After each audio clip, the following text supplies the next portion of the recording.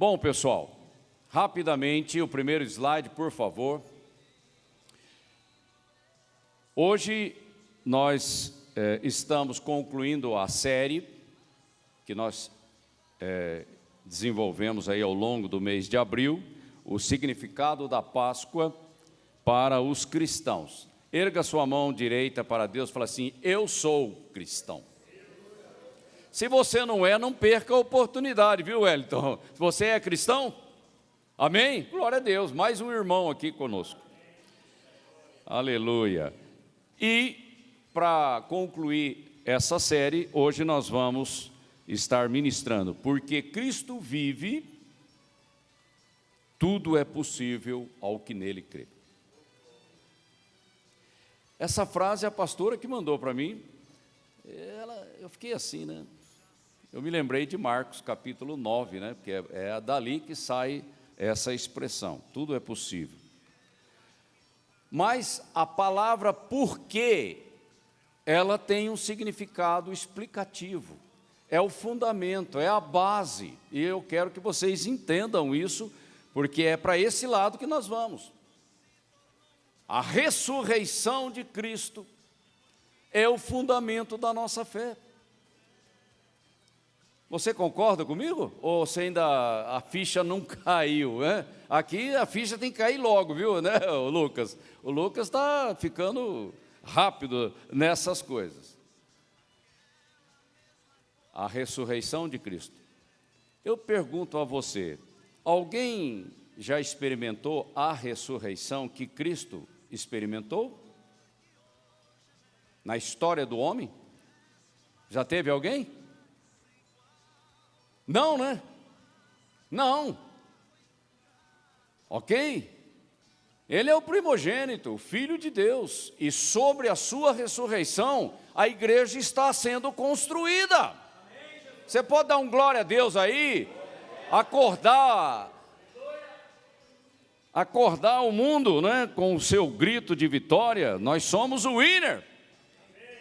O grito da vitória está no nosso coração, está nos nossos lábios. Ok, próximo slide. Vocês conseguem ler? Viu, doutor Álvaro, oftalmologista, você consegue ler? Então tá bom, tá ótimo. O espírito daquele, quem é o daquele? Deus, que dos mortos ressuscitou a Jesus, nosso Senhor, habita em você. Aleluia! É o Espírito da ressurreição, o poder da ressurreição que operou em Cristo, ele está dentro de mim. O interessante é que o Espírito de Deus, ele só trabalha no sobrenatural. Ok? O Espírito de Deus só trabalha com milagre. É só isso que ele sabe fazer. Você abre a boca, libera uma palavra de fé e ele faz. Ué. Foi assim em Gênesis capítulo 1. Falou Deus e aconteceu. É o mesmo Espírito. Ele está dentro de você. Um tremendo privilégio. Agora, eu vou chamar a atenção de vocês para uma coisa que o Espírito Santo me incomodou. O link que existe entre a ressurreição de Cristo, a graça de Deus, o Espírito Santo e a nossa fé. A minha ficha demorou um pouquinho para cair, mas o Espírito falou, ó, presta atenção. O Espírito de Deus é o Espírito da fé. Aí você pergunta assim, o meu espírito foi recriado. Não é? Nasci de novo. O meu espírito é o espírito da fé, porque a semente da palavra, que é a palavra da fé, foi semeada no meu espírito recriado, e agora o meu espírito recriado é o espírito da fé, e ele se move no sobrenatural, e o Espírito Santo jogando lenha na fogueira. É assim que a igreja vive. Mas aí tem a alma, né? Essa alma que é um negócio complicado. E o que impede o fluir da fé na nossa vida é a nossa alma. Da onde que vem a incredulidade? Fala para mim. Não é? A incredulidade vem de uma alma que não está sendo restaurada, não foi restaurada e está querendo dominar como uma Jezabel a nossa vida. Esse é o conteúdo daquilo que nós vamos falar hoje aqui. O próximo slide. Vamos criar o fundamento para a gente chegar nas nossas conclusões. Se Cristo não ressuscitou, se é uma condicional, Paulo está construindo um argumento, um grande teólogo que Deus deu à igreja. A fé que vocês têm é inútil. Matou. Se Cristo não ressuscitou, tudo não passa de religiosidade. Ou algumas versões trazem, é vã a vossa fé. O que é uma coisa inútil? Uma coisa que você joga fora porque não funciona. Ela não traz resultados. E esses resultados não permanecem para a glória de Deus, como diz João lá no Evangelho. Que os frutos permaneçam. E vocês ainda estão em seus pecados, ou seja, vocês estão perdidos. Então, o fundamento do Evangelho, o Evangelho que nós ouvimos e cremos, o Evangelho que nós pregamos, é o Evangelho da graça, o Evangelho da fé. Eu não consigo separar graça de fé. Não dá. E Deus está me levando a desenvolver um estudo mais profundo sobre essas coisas. Ontem mesmo eu comprei 2 livros sobre fé. Mas é uma fé do grupo Rema, da palavra da fé. Não é a coisa que vem da reforma, que vem toda remendada, que não funciona. É preciso romper limites e voltar ao velho cristianismo de Atos dos Apóstolos. Ok? Então, aquilo que é inútil não tem valor real. Aquilo que é inútil não traz resultados, e esses resultados não permanecem. Esse é o grande problema da religiosidade. Não presta, não funciona, e o resultado não permanece. E não glorifica a Deus. Joga o lixo da religiosidade fora. Os que vivem segundo a carne se inclinam para as coisas da carne. Sobrevivência. Eu tenho falado muito sobre isso. Mas os que vivem segundo o Espírito de Deus se inclinam para as coisas do Espírito, que são coisas sobrenaturais. É outra dimensão espiritual. O Espírito Santo está na dimensão de Deus. É para lá que eu tenho que olhar, é para lá que eu tenho que ir. Pois a inclinação da carne é morte, mas o Espírito é vida e paz. Vida plena, reinar em vida e shalom. Esse é o Espírito Santo que está dentro de você. E como é que você pode falar que está tão difícil? Está difícil onde? Aonde que está difícil? No espírito?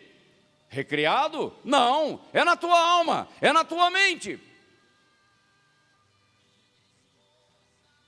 É difícil olhar para um paralítico e falar para ele, levanta e anda, em nome de Jesus. Aí a gente fica, não, vou ter que comprar uma cadeira de roda, eu vou comprar uma muleta, sei lá, vamos dar uma cesta básica. Olha o espírito da religiosidade. Lembra de Pedro lá na Porta Formosa. Porque a inclinação da carne é inimizade contra Deus. Não agrada a Deus, porque não está na dimensão do espírito. Religiosidade é tóxico. pois não está sujeita à lei espiritual de Deus. Qual é a lei espiritual de Deus? É aquela lei que veio da cruz, o sacrifício perfeito, aceito por Deus. A dívida já foi paga. Simples assim. Esse é o fundamento da ressurreição. E a carne não pode agradar a Deus, ela não tem condições, ela está condenada e ela não entra no céu. Por isso que nós vamos receber um corpo glorificado, onde essa alma é totalmente restaurada. Por enquanto nós estamos, como peregrinos na terra, nessa batalha espiritual que começa dentro de mim. Portanto, os que estão na carne não podem agradar a Deus. Não é que você não está conseguindo, é que você simplesmente não vai. Não vai. É impossível agradar a Deus estando na carne, nesse modo sobrevivência, nesse stand-by, né, da vida que vai seguindo o seu curso, e a Bíblia diz que é morte. Não tem vida, não tem resultado, não tem fruto.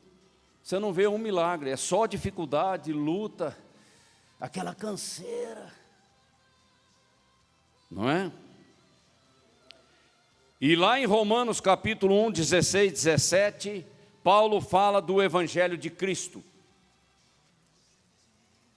É esse o nome que ele dá, o Evangelho de Cristo. E ele fala de fé em fé.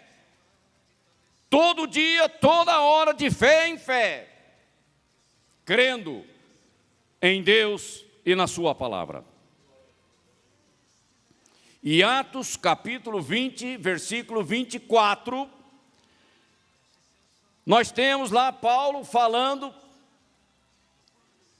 o Evangelho da graça de Deus.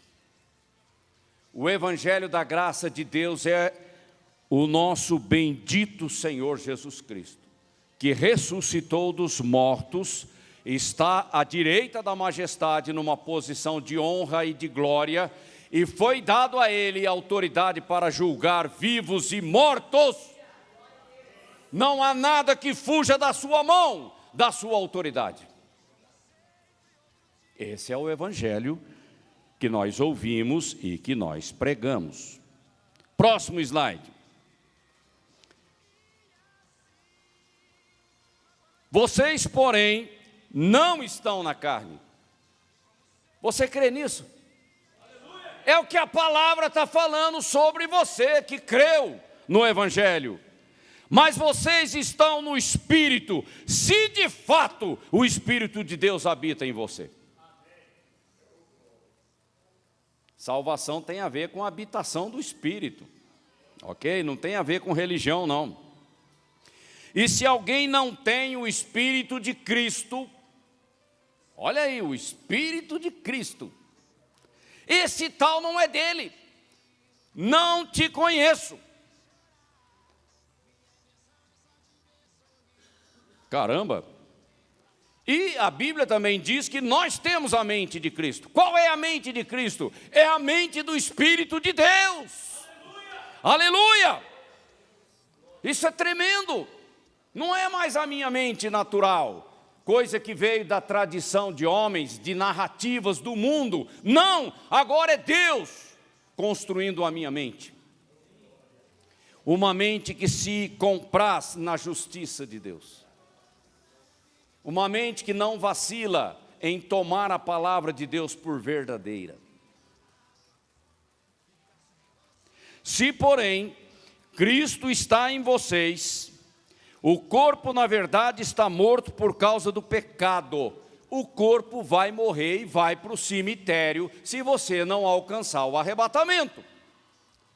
Mas para os que morreram em Cristo, há esperança. O arrebatamento acontece junto com a primeira leva da primeira ressurreição. Cristo é o primogênito, nós somos logo em seguida. Porque, na verdade, os bem-aventurados da primeira ressurreição, na verdade é um ciclo que tem várias fases. Logo depois de Cristo, somos nós. Ok? Quando a gente ouve essas coisas, a gente tem que pular na cadeira. É Deus falando, não é o Ney que está inventando história aqui, não. Tá bom? Mas o Espírito é vida por causa da justiça. Por que o Espírito é vida por causa da justiça? Por causa da justiça que veio da cruz, da morte e ressurreição do nosso Senhor Jesus Cristo, a provisão divina da cruz na nossa vida. Se em vocês habita o Espírito daquele Deus que ressuscitou Jesus dentre os mortos, esse mesmo Deus que ressuscitou Cristo dentre os mortos, vivificará também o corpo mortal de vocês. É a garantia da nossa ressurreição, se nós morrermos em Cristo. Por meio do seu Espírito que habita em vocês. É o selo, é o penhor da nossa salvação. E é Ele que vai operar a glorificação do nosso corpo. Tem jeito de andar na vida cristã sem o Espírito de Deus? Difícil, hein? Difícil, muito difícil. Outro slide, rapidinho. Assim, pois, irmãos, somos devedores, não à carne, como se estivéssemos obrigados a viver segundo a carne. Aponta o dedo para Satanás e diga: eu não tenho obrigação de te servir. Eu já fui liberto. Eu já fui liberto, a carne não domina a minha vida, agora a minha vida é dominada pelo Espírito de Deus, eu sou guiado pelo Espírito de Deus, eu sou o winner, porque o Espírito de Deus me conduz em vitória, e a minha vitória vem da cruz, não vem de outro lugar, porque se vocês viverem segundo a carne, caminharão para a morte. Religiosidade dá nisso. Mas se pelo meu Espírito vocês mortificarem os feitos do corpo, certamente viverão. Então, qual é a minha obrigação? Pela lei espiritual que agora governa a minha vida, é mortificar as obras da carne, é combater a iniquidade, o pecado na minha vida. Não! Você tem que bater a porta na cara do demônio. Aqui não. Aqui já tem dono, e se tem alguma área que o demônio de vez em quando entra, põe ele para fora, toma uma atitude. Cristo quer governar a tua vida por inteiro, não por pedaço, pois todos os que são guiados pelo Espírito de Deus, são o quê? São filhos. Filho, porque vocês não receberam um espírito de escravidão. Diga: eu não sou escravo. Eu não sou escravo, eu fui liberto. Agora a minha vida é uma vida nas mãos do Senhor, como barro nas mãos do oleiro, para viverem outra vez atemorizados com medo, mas vocês receberam o espírito de adoção, por meio do qual chamamos Abba, Pai, Espírito de aliança. Eu sou teu e tu és meu. Não acabamos de cantar isso? Aliança. E esse Espírito que te guia, ele te guia pela fé. É graça. Graça significa que eu não mereço, então é pela fé. Como o Vanderlei acabou de orar aqui, o único trabalho que eu tenho é descansar na graça. Eu não tenho que trabalhar, eu não tenho que ficar desesperado, inquieto, ansioso. Não, Deus é poderoso e Ele sabe de todas as coisas. E enquanto o milagre não chega, eu estou ocupado na casa de Deus. A circunstância não me impede de servir a Deus. Amém? Entrega, entrega. Não fica recolhendo, não. Entrega com a mão e pega com a outra. Isso daí não funciona. Sai fora disso. Outro slide, para a gente estabelecer o fundamento e entrar no que nós queremos.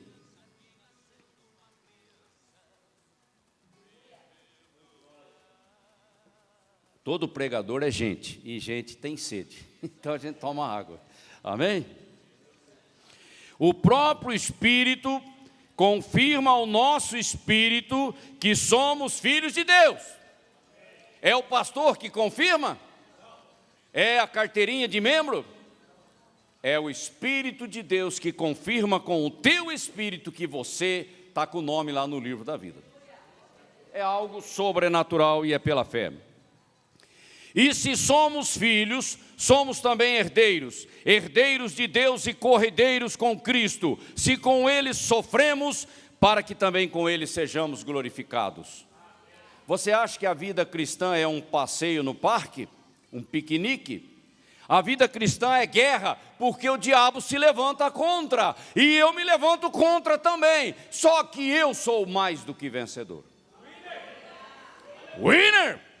É isso que nós somos, ok? E essa é a aliança que nós temos com Deus. Antes, como Deus é fiel, diga, só o Senhor é fiel. Diga com convicção, porque não tem mais ninguém que seja fiel como Ele. A nossa palavra, a palavra da nossa pregação não foi sim e não, ou seja, aquele cara vacilão, uma hora fala uma coisa, outra hora fala outra e você não sabe muito bem o que ele quer. Dúbio, volátil, porque o Filho de Deus, Jesus Cristo, que entre vós foi pregado por nós, Paulo, Silvano e Timóteo, não foi sim e não, mas nele houve sim, sim. Aquela morte na cruz ratificou todas as promessas de Deus. Não ficou nenhuma de fora.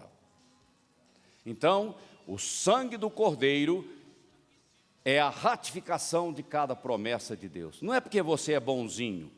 Não é porque você merece alguma coisa. É porque o preço já foi pago. Amém? Porque todas quantas promessas há em Deus, são nele, em Jesus, o sim, e por ele, o amém, que assim seja, para a glória de Deus através de nós. Quando eu não ando pela fé, eu estou apontando para a cruz e estou dizendo, ficou faltando alguma coisa. É isso. Olha para a cruz e fala assim, não funcionou direito. Vocês estão entendendo? Incredulidade é blasfêmia contra Deus. A verdade é essa. Simples. Porque se o preço já foi pago, por que a experiência não se concretiza na minha vida? Aonde que está pegando? O Espírito de Deus, Todo-Poderoso, está dentro de mim. E eu fico me arrastando pela vida. E ainda sou crente. Sou crente. Meu irmão, é preciso fazer uma avaliação das coisas na nossa vida. Todos nós temos problemas, não tem ninguém aqui que não tenha. Mas o problema não me impede de ser um adorador. A circunstância não me impede de servir a Deus e pregar o evangelho da fé. E todo aquele que crê, recebe. Porque a condição para entrar na dimensão do sobrenatural é a fé. É a fé. E Jesus disse, se eu quero que você seja curado, claro que eu quero, eu paguei o preço. Está pago. Não carregue esse negócio aí não, eu já paguei o preço. E aí você fala, tu podes? Claro que eu posso. Tudo é possível àquele que crê em mim. Tudo! Não ficou nada de fora. Tudo. Eu acho que a igreja, com a reforma, ela ficou ali na teologia, numa religião estruturada, organizada, e se esqueceu do sobrenatural. Só que Deus está fazendo um reboliço no mundo e está levantando uma igreja avivada, uma igreja do arrebatamento. Já não é mais 4 paredes. Não tem teologia sistemática que consiga enquadrar o Espírito Santo. Ele é infinito na sua capacidade criativa. Deus é infinito na sua capacidade de fazer o bem, de ser bom. É nós que estamos ficando para trás. Mas o que nos confirma convosco em Cristo e o que nos ungiu é Deus, o qual também nos selou e deu o penhor do Espírito em nossos corações. O Espírito da fé já está dentro de mim. Ok? Vamos lá, vamos entrar então no nosso assunto.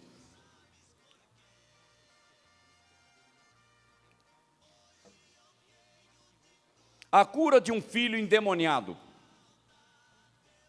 É esse o contexto do Evangelho de Marcos, capítulo 9. Jesus sobe para o monte com alguns discípulos, Pedro, Tiago e João. Aí acontece a transfiguração, mas os outros discípulos estavam lá embaixo. Aí chega um homem com um filho endemoniado e pede para que os discípulos expulsem aquele demônio. Ok? E não aconteceu. E aí começou um reboliço, uma discussão. Por que não conseguimos? O que está acontecendo?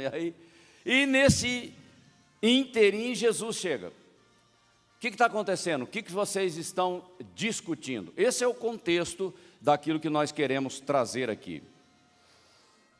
Aí o pai do filho pedia aos seus discípulos, os outros que tinham ficado, que o expulsassem, mas eles não puderam.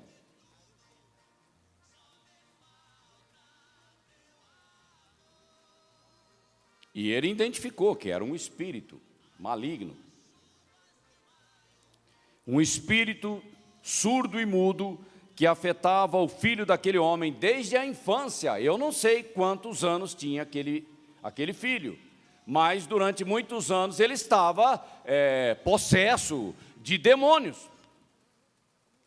E muitas crises, e muita luta.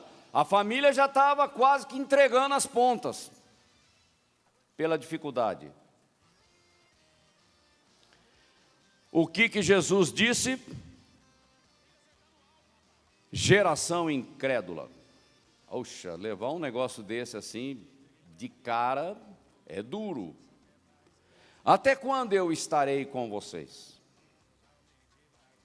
Até quando eu terei que suportá-los, tolerar, aguentar a incredulidade de vocês? Caramba, se eu estivesse lá, eu ia passar uma vergonha, porque na verdade é isso mesmo. Aí o pai, naquele desespero, mas com esperança, tenha misericórdia de nós, Senhor, e ajude-nos, se puder. Olha que palavrinha, essa, se a primeira já foi na canela, a segunda foi mais na canela ainda. Se puder. Olha o ambiente de incredulidade diante da dificuldade que você tem na sua frente. Jesus perguntou: se puder, abra o olho, acorda. Você ainda não entendeu nada, porque tudo é possível para aquele que crê. E por que você está carregando esse fardo aí nas costas? Se tudo é possível ao que crê, e por que você fica carregando mala pesada? Ou então esse versículo aqui foi mal traduzido. Nem tudo é possível, algumas coisas. Deus não é mentiroso, gente. Ou você abraça pela fé o que Ele fala, ou você vai ficar pelas beiradas. E o grande problema, só para a gente levantar a questão, mas eu não vou entrar nesse assunto, uma coisa é a promessa, a realidade espiritual da promessa que tem o aval do sangue do Cordeiro. A outra é você experimentar a realidade da promessa. Deus cura? Cura, mas eu estou doente. E eu estou falando da igreja, não estou falando do ímpio, não. Doença glorifica a Deus? Não, nunca glorificou a Deus. A doença é consequência do pecado, aí é um monte de demônios e por aí vai. Ok? Então, o grande problema nosso é trazer a realidade espiritual da palavra para a minha experiência prática. Isso eu aprendo fazendo. Bota o demônio para fora. Ah, eu tenho um problema, sabe? Desde pequenininho, aí começa. Mas que problema? Eu não tenho coisa nenhuma. O preço já não foi pago? Não, a realidade espiritual que Cristo conquistou para mim é vida plena. Eu não vou ficar me arrastando pela vida, achando que isso glorifica a Deus. Não, de jeito nenhum. Está vendo como a fé, ela bate de frente com as circunstâncias? Mas a alma não. A alma, ela vai pelos sentidos, ela faz o diagnóstico, e ela fica ali no diagnóstico, e aí o negócio vai longe.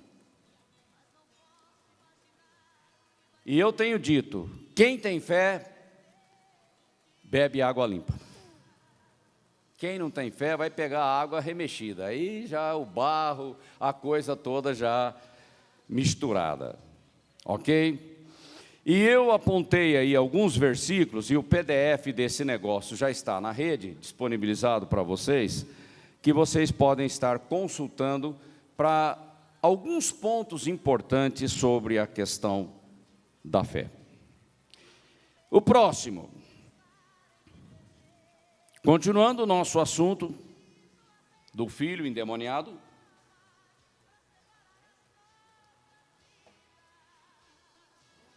no mesmo instante, Jesus acabou. Se puder, tudo é possível àquele que crê.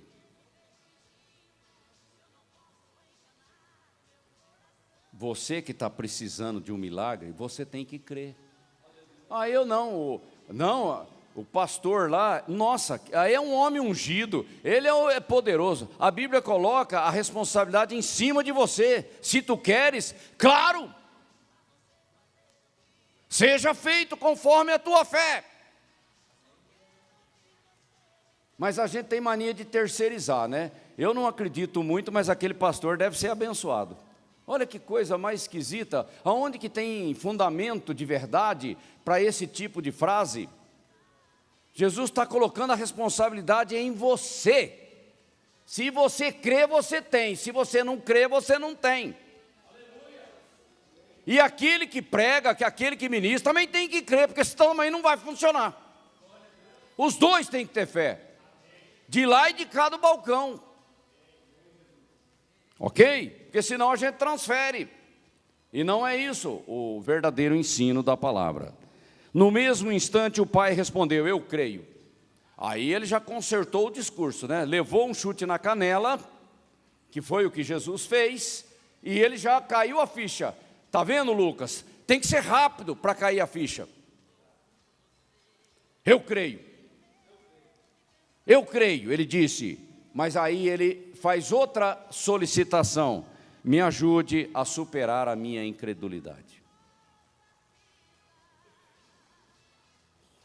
Ele podia crer, aquele pai daquele filho endemoniado? Claro que ele podia crer. A fé está liberada, pode crer, qualquer um pode crer, até o ímpio pode crer e receber o milagre. Não precisa ser crente para receber milagre. Porque todos nós podemos crer. Eu não sei se vai ser salvo, aí é outra coisa. Tá bom? Me ajude a superar a minha incredulidade. O que está acontecendo com a igreja hoje? Incredulidade, religiosidade. em vez de andar por fé. Quando Jesus viu a multidão, repreendeu o espírito impuro. Então ele abriu a boca e falou, dizendo: espírito que impede este menino de ouvir e falar, eu te ordeno, saia e nunca mais entre nele. Olha aí, é ou não é autoridade? Acabou a conversa. Não precisa de atestado médico, de um monte de exame. Ele simplesmente falou: sai e não volte mais. Acabou. Caramba, quantos anos aquela família sofrendo, passando um perrengue danado com aquele menino endemoniado. Aí vem o ensino. Depois, longe da multidão, quando Jesus estava em casa com seus discípulos, eles perguntaram: mestre, por que não conseguimos expulsar aquele espírito imundo? Por quê? E ele disse-lhes: esta espécie é um caso específico, não pode sair de outro modo, senão por oração e jejum. Bom, aqui eu vou descer a lenha de novo. A igreja precisa apanhar um pouquinho para ela sair dessa conformidade que ela está. Sem consagração, você nunca vai atingir a plenitude da utilidade que o Espírito tem para a tua vida. Você prestou atenção no que eu disse? Sem consagração, você não vai atingir o nível daquilo que Deus tem para você. Tanto na vida normal de cristão, você tem que usar a fé, você tem que se consagrar e você tem que resolver as circunstâncias que o diabo cria à sua volta. Ok? E numa família, o pai é a maior autoridade. Cadê os homens aqui? Erga a tua mão aí. Eu sou a autoridade na minha casa. Eu sou a linha de frente da batalha. Aí, como a pastora disse, se o homem é omisso, covarde, ausente, a mulher se levanta. E ela funciona também. Ok? Mas a responsabilidade começa pelo marido, pelo pai. Então, aí a gente sobe um pouquinho o nível. Sem consagração, você não vai ver nenhum Finney, nenhum Wesley, nenhum Kenneth Reagan operando na terra. Todos eles são homens de oração e jejum, e ora muito tempo em línguas, o tempo todo conectado na dimensão do Espírito. Aí de vez em quando a unção vem e o vento passa. Você não vai achar nenhum pastor se movendo no Espírito poderosamente, sendo carnal. O jeito de Deus trabalhar é um pouquinho diferente, ok? Se você ora 1 hora por dia, é pouco. Para o ministério, você tem que subir, triplicar, quadruplicar esse horário. Vai lá, pergunta para Valnice, quanto tempo ela ora, quanto tempo ela gastou orando na vida dela. Deus não usa quem não ora, quem não está de jejum. Olha aí quanto problema de diabetes 2, de gente emperreada na vida, porque não consegue administrar nem a comida que come. Vai ficando barrigudo, preguiçoso, indolente. E aí vem os problemas de saúde e você não flui aqui. Fecha a boca. Fecha a boca. Fecha a boca. Tanto o jejum quanto uma vida jejuada. Porque se a comida me domina, eu já estou com problema. A pessoa só come carne vermelha, só come linguiça, é só churrasco, tomando cerveja. O que você quer de Deus? Fala para mim. Jesus, por acaso, era um beberrão, um comelão, um cara que vivia de festa em festa, é festa de aniversário, comendo bolo, comendo salgadinho, é o tempo todo orando e jejuando e buscando a face do Pai. Aí o cara fala, eu não consigo ouvir o Espírito. Mas claro que não consegue. Você não gasta tempo com Ele. Não vai ouvir mesmo, ok? Então a gente tem que começar a derrubar essas coisas na nossa vida. Vamos para a aplicação para a gente encerrar a nossa ministração. O nosso tempo já está quase estourado. Todos podem crer no Evangelho. Essa frase parece uma frase meia bobinha, mas não é não. Tem tanta briga na teologia por causa disso aí que vocês nem imaginam. Pode pregar à vontade, porque eles podem crer, eles têm essa oportunidade. Se recusarem, problema deles, mas a nossa missão é pregar. E não é aquele evangelhozinho, água com açúcar, não, é a verdade. A verdade não ofende, o que ofende é a mentira, porque não traz esperança. Então ele, o carcereiro, os levou para fora e perguntou, senhores, que devo fazer para ser salvo? Uma pergunta muito inteligente. Eles, Paulo e Silas, responderam, creia no Senhor Jesus Cristo, não só você, mas como a sua família, e todos serão salvos. Não existe salvação corporativa, gente. Nem sempre filho de peixe é peixinho. Todos vão ter que ouvir o Evangelho e crer. Agora, a minha intercessão pelos meus filhos, pela minha família, pelos meus familiares, é para que Deus renove as oportunidades de salvação e eles não morram antes disso. Você tem que ser objetivo na intercessão, porque senão você fica enrolando e esse negócio o diabo leva vantagem. Está escrito, todo aquele que nele crê não será envergonhado ou confundido. Todo aquele. Ficou alguém de fora? Ficou? Então, primeiro paradigma que a gente tem que deixar claro aqui. Segundo, o espírito da fé. A semente da fé já está dentro de você pelo Espírito recriado e pela habitação do Espírito de Deus, que é o instrumento da fé. Oh meu Deus, a igreja tem que acordar. Deus já providenciou tudo. Pois nós, que estamos no Espírito, pela fé aguardamos ansiosamente a esperança da justiça prometida por Deus. Um simples versículo lá de Gálatas, vocês não queiram saber a dificuldade dos tradutores do versículo. Pode pega um monte de versões, eles têm dificuldade de entender as coisas. Aí fica dando aquela costurada, tá? Porque nós, a única versão que eu achei na Corrigida Fiel,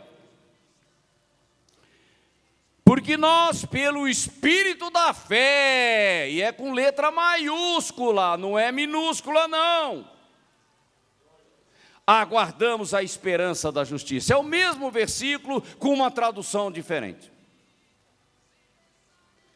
E Paulo ali está fazendo uma contraposição entre a justificação que vem da lei e a lei da graça que é por meio da fé. Não existe graça sem fé, gente. Graça Deus te dá, mas você tem que tomar. Toma posse. Porque senão não é eficaz na tua vida. Não tem fruto, não tem resultado. E uma outra passagem em 2 Coríntios, capítulo 4, versículo 13. E temos, portanto, o mesmo espírito de fé.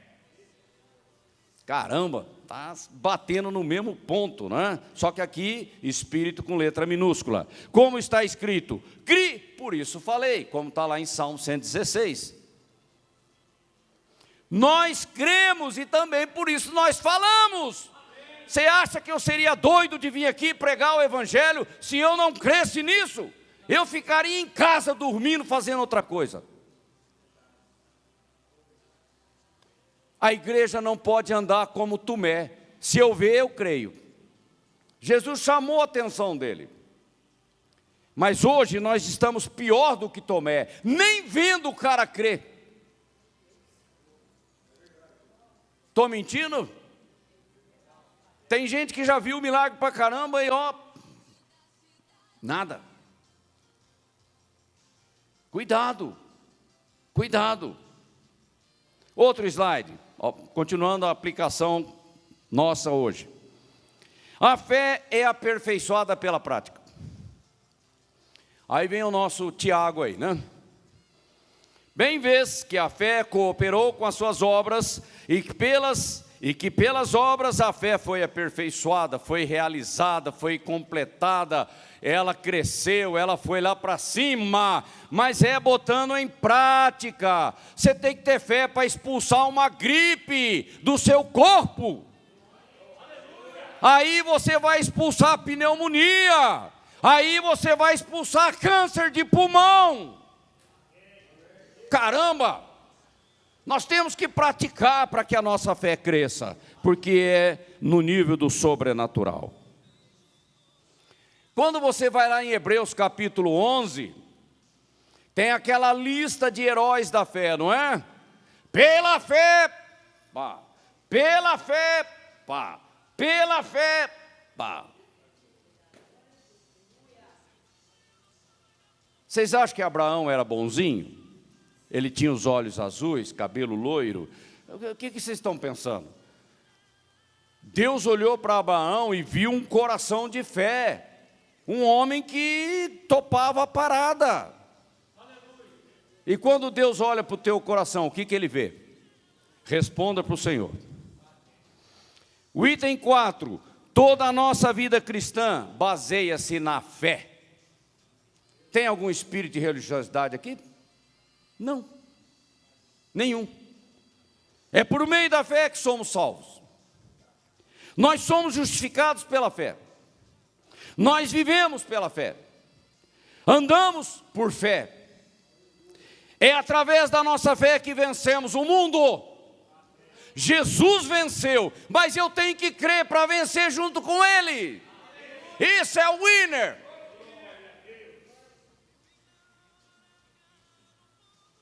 É pela fé que somos curados. Ok? Só podemos agradar a Deus pela fé. Tem muito mais. Tem uns etc. aí que eu deixei para vocês pesquisarem. Próximo. Para completar a aplicação. A fé do tipo de Deus. O pessoal do grupo Rema, da Palavra da Fé, vem aí do Kenneth Hagin, eles usam essa expressão, a fé do tipo de Deus. Eu olho com cuidado para essa expressão, tá? Mas ela tem sentido, tá? Porque não teria sentido teológico eu dizer que Deus crê nele mesmo. Seria um negócio meio esquisito, não é? Mas o que Deus fala acontece. Então, quando a gente chama atenção para uma fé do tipo de Deus, é crer e falar, é autoridade, é comandar, decretar. Não é chororô.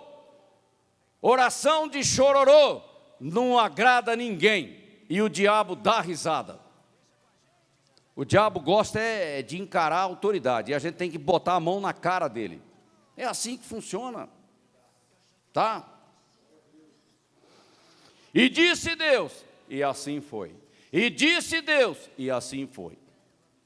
Palavra de autoridade, e eu tenho que estar andando no mesmo espírito de aliança. Fala e acontece, fala e acontece. Por isso que eu tenho que tomar cuidado com o que eu falo. Há poder nas palavras. Imagine uma mãe que olha para o filho e só fala o que não deve. O que você espera colher? Coisa boa não é. Ok? É só lembrar lá do testemunho do pastor Paulo Canuto, não é, Lucas? O cara era bandido, mas a mãe dele, uma assembleiana convicta, orou por ele dizendo: não criei filho para o diabo, não gerei filho. Minha mãe também orava assim: não gerei filho para o diabo. Não faltará sacerdote ou sacerdotisa que ministre na tua casa, viu, Valdiva? Essa é a oração da minha mãe. Para que ficar falando bobagem? Para que ver o negativo? Para que reforçar aquilo que não presta?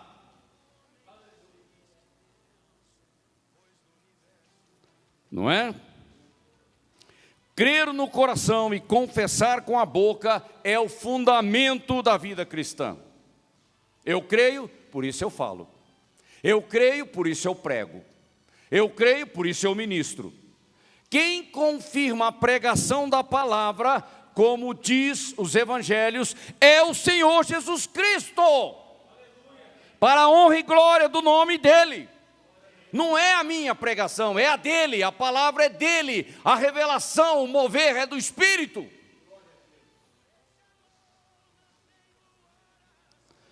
E o interessante, na verdade, somente quando este princípio ou fundamento básico da fé entra em operação, é que podemos dizer que nascemos de novo, de acordo com Romanos 10. Essa aqui pegou. Eu quando li essa frase, eu falei: ih, caramba, né? Porque Romanos 10, o contexto é o seguinte: mas a justiça que é pela fé, não é por mérito, é graça. Diz assim: a palavra está perto de ti, no teu coração e na tua boca, é a palavra de Deus, palavra viva, palavra poderosa. Mas aí vem a dificuldade, vem o problema, e você abre a boca para falar o quê? Besteira. A fé anda pelo sobrenatural, ela não anda pelos sentidos. Eu tenho falado tanto sobre isso, mas às vezes a pessoa não presta atenção. Tomar as Escrituras por verdadeiras e agir ao nível da realidade espiritual consumada na cruz. Isso é vida cristã. Isso é vida cristã. De que adianta você decorar a promessa, riscar a Bíblia com caneta, se você não crê? É melhor que você creia num versículo e ponha em prática, do que ter um monte de fichário na geladeira e simplesmente não crê em nada. Isso é religiosidade. Sai fora. Crê na palavra e joga ela na cara de Satanás. Aleluia. Foi o que Jesus fez. Soca a palavra na cara do demônio. Porque senão a gente não sai do discurso da derrota, do desânimo, do fracasso, e aí a gente quer culpar o pastor, a igreja, os irmãos, aí se levanta contra Deus. Você está perdido no seu entendimento. Você não tem, porque você não pede, você não exerce autoridade, e quando exerce, exerce mal. É o que Jesus falou. Desemprego glorifica a Deus? Hein, Samuel? Passar perrengue, passar dificuldade financeira, não ter como comprar as coisas para sustentar a família, isso glorifica a Deus? Claro que não! O diabo é que se diverte com esse tipo de coisa.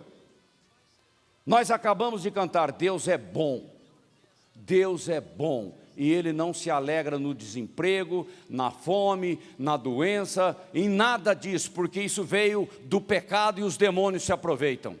Mas Jesus subiu naquela cruz para resolver as minhas perrengues. Abra a boca e estabeleça a vitória de Cristo na tua vida e na vida da tua família. Não fale bobagem. Se não dá para abençoar, fecha a boca. a minha doença. Mas que doença? Por acaso Cristo comprou alguma doença para você na cruz? Ah, vá, ainda toma a Santa Ceia. Cuidado, gente, com a religiosidade na nossa vida.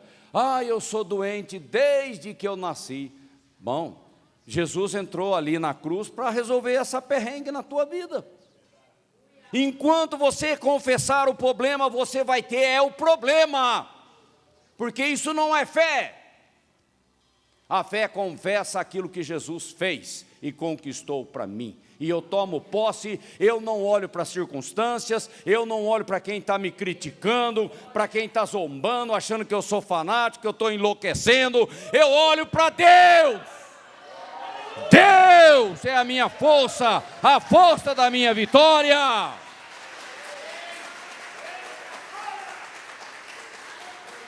E a Bíblia diz: não dê descanso a Deus, enquanto você não vê a promessa na tua vida. Não dê descanso, vai lá na porta e bate, bate, bate, bate. Senhor! Uma hora ele vai se cansar e falar assim: vou resolver esse detalhe. Ok? Aí o intercessor morre. Minha mãe morreu, ela orava por mim. Caramba, agora eu estou perdido, né? Dona Maria está numa boa, e eu agora estou aqui com os mesmos problemas, as mesmas dificuldades. Ah, para com esse discurso besta. A minha mãe morreu, foi promovida, e eu agora tomo o lugar dela e me levanto na brecha do muro, e eu vou estabelecer a vitória na vida dos netos, dos descendentes da avó. Caramba, alguém tem que se levantar. Aí, não é, Lucas? Deus tem que trabalhar alguém na família para orar pelos outros. Imagina uma família, todos são perdidos, incrédulos e todos problemáticos. Quem que vai orar para aquela família? Você acha que o vizinho vai orar? Deus tem que levantar um na sua casa. E você é o guerreiro, você é um intercessor que vai fazer a diferença. Não interessa a quantidade de demônios que andam por ali. Para de ficar chorando na presença de Deus. A única coisa que você deve fazer é vir aqui no altar e derramar lágrimas de adorador. Chorar por causa do pecado, porque o perrengue está duro, está difícil. Senhor, o negócio está danado. Ah, qual é? Vem chorar aqui e diga: Senhor, eu te amo. E derrama lágrimas. Faça igual aquela mulher que chorou aos pés de Cristo. Eu te amo, eu te amo. Derrama lágrimas de amor aqui. Ok? Mas não que chorar por problema seja pecado, não é nada disso. Mas é a postura, é a atitude que faz a diferença. Tá? E temos, portanto, o mesmo espírito de fé. Repetindo o versículo de 2 Coríntios 4,13. Como está escrito: crie, por isso falei. Você crê em Deus? Então abra a boca e fale. Fale a palavra de Deus, joga ela na cara do demônio. E Deus vai resolver a situação. Comandar, decretar e não choramingo. Até o choramingo daquela viúva, até os cachorrinhos, né, comem das migalhas da mesa, até aquilo, o Jesus falou: caramba, essa mulher, ela é persistente. Chamou a atenção dele. Mas é de bater na porta, bater na porta. Eu não largo a promessa enquanto ela não acontecer na vida dos meus filhos. Não interessa a droga, não interessa a prostituição, não interessa as más companhias, a semeadura errada. Meu Deus é maior, é maior. É essa oração que segura o céu. Porque senão eu vou olhar para o meu filho ou para alguém: esse caso é um caso perdido. Você já está decretando a condenação do cara, daquela pessoa. E isso Deus não nos chamou para isso. Vamos colocar de pé, nós já vamos encerrar.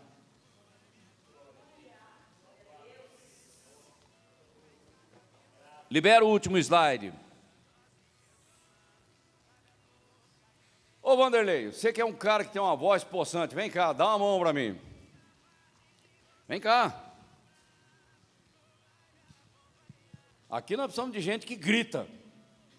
Está entendendo? O Lucas tem voz boa, Deus vai usar você já já. Lê para mim lá, Vanderlei. Com aquela voz. Para onde estou olhando? Qual tem sido a minha confissão? A minha vida glorifica a Deus? Estou sendo útil para a edificação da igreja? Estou pronto para partir? Como é que você responde a isso? Obrigado, Vanderlei. Deus te abençoe. Quando você ouve a palavra de Deus, você tem que tomar uma posição. Porque se você entrar aqui e sair do mesmo jeito que você entrou, meu Deus, Deus tenha misericórdia. A palavra tem que te incomodar. E o incômodo tem que trazer mudança na tua vida. Essa mudança que nós tanto precisamos, esse avivamento, essa coisa do mover do Espírito na nossa vida. E aqui eu chamo a pastora Valdiva para estar ministrando e encerrando o nosso culto. Queridos, a palavra foi entregue. O que você vai fazer com ela? Esse é o ponto, não é? Você precisa ser praticante desta palavra. Ainda ontem, nós tivemos aqui o café da manhã dos pastores e eu quero agradecer a equipe que trabalhou, que chegou junto. Dou graças a Deus por vocês. Todos os elogios que me fizeram, eu disse, não fiz sozinha, mas é uma equipe trabalhando comigo. Ok? Uma equipe. Graças a Deus. Nós oramos pelos pastores na cidade. Temos que também recebê-los para um café da manhã. Não é? Tivemos um pastor aqui que leu um texto, falou de cor um texto longo. Eu admiro quem consegue fazer isso. Eu amo uma pregação onde é Bíblia pura. Você não sai da palavra, você não inventa nada. Até o tom que você lê o versículo já é uma pregação. Porque quantos leem a Bíblia, aquela leitura tão xoxa, que não entra nem aqui dentro, quanto mais aqui. Queridos, nós estamos caminhando numa direção que o Espírito está nos levando. Aqui o Espírito Santo pode falar à vontade. Não tem enganação, não. Porque não há tempo para isso. Urge que a igreja se levante como uma igreja vencedora. Nós temos duas igrejas na terra.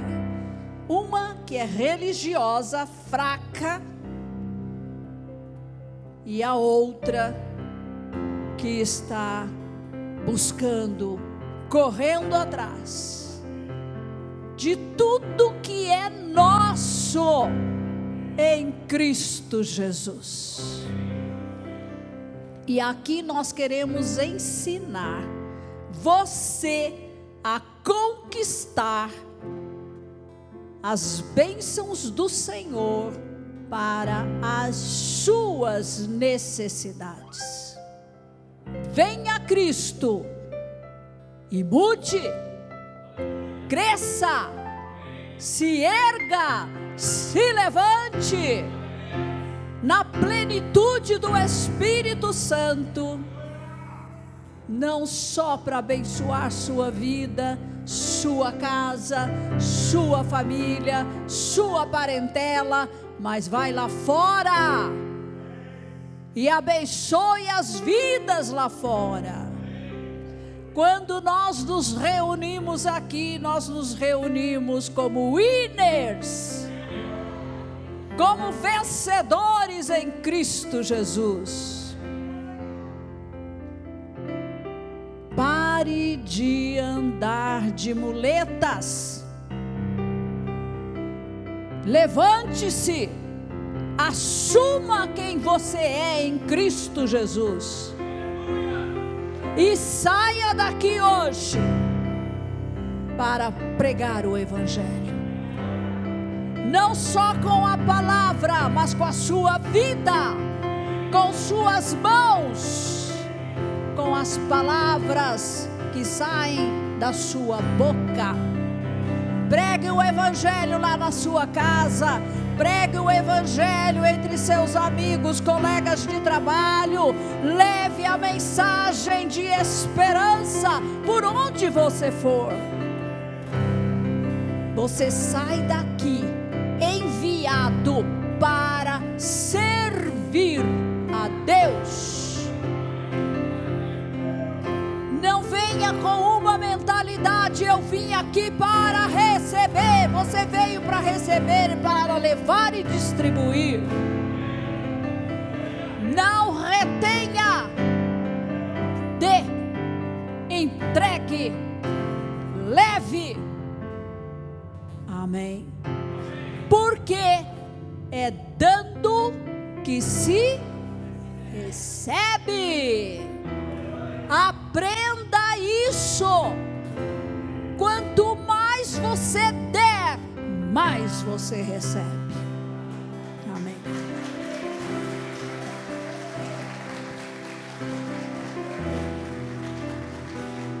Aleluia. Queridos, a plataforma de Deus para agir na minha vida e na sua é a fé. Mas nós queremos, e hoje o pastor Ney levantou isso forte, que a nossa fé é suficiente para que o Espírito de Deus tome posse da nossa vida. A nossa fé é suficiente para que a gente fale, ore com fé e vai acontecer. Levanta a sua mão. Que o amor de Deus, a graça do nosso Senhor Jesus Cristo, as doces consolações do Espírito Santo de Deus sejam abundantes nas suas vidas. Deus os abençoe. Semana de vitória para todos vocês.